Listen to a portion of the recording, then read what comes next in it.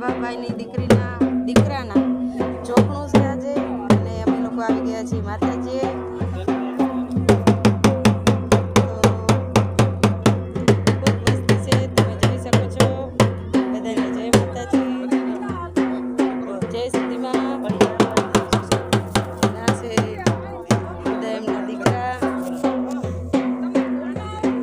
બાજુ છે અમારે ઘડિયા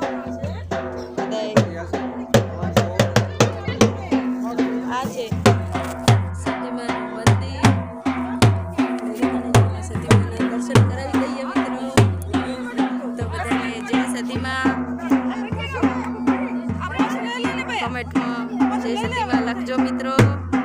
સતીમા બધાની મનોકામના પૂરી કરે એવી હું આશા કરું છું, પ્રાર્થના કરું છું. જય સતીમા.